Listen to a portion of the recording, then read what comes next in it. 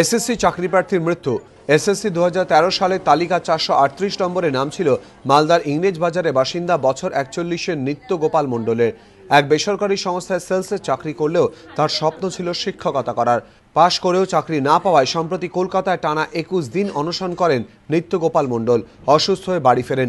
চিকিৎসার জন্য 7ই জুন তাকে নিয়ে যাওয়া হয় ব্যাঙ্গালোরে।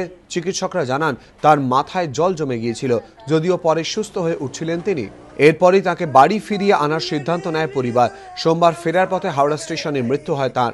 স্ত্রী ছাড়াও 11 বছরের এক সন্তান রয়েছে নিত্য গোপাল মণ্ডলের। মার্চের লাস্টের দিক থেকে একটু করে ডেভেলপ করে তারপরে 5ই জুন ওখানে যায়, তখন থেকে খারাপ হতে শুরু হয়েছে। আজ অবধি আমাদের 3 থেকে 4 জন 3 জন মারা গেছে। রুমা দাস রানাঘাট, বাঁকুড়া হেমন্ত দে এবং মালদার হচ্ছে যে নিত্য গোপাল মণ্ডল।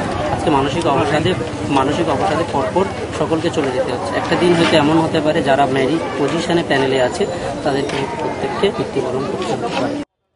স্কুল সার্ভিস কমিশনের নিয়োগে চাকরি না মেলায় অনশনে বসেন প্রার্থীরা। 6 ফেব্রুয়ারি থেকে এসএসসি দফতরের সামনে টানা 21 দিন চলে অনশন। অসুস্থ হয়ে পড়েন বেশ কয়েকজন অনশনকারী, তাঁদের মধ্যে একজন নিত্য গোপাল মণ্ডল। পরিচিতরা বলছেন চাকরি হয়ে গেলে আজ এভাবে চলে যেতে হতো না তাকে। এদিন এ বিষয়ে প্রশ্ন করা হলে মন্তব্য করতে চাননি শিক্ষামন্ত্রী। অভিজিৎ চৌধুরী ও কৃষ্ণেন্দু অধিকারী, এবিপি আনন্দ।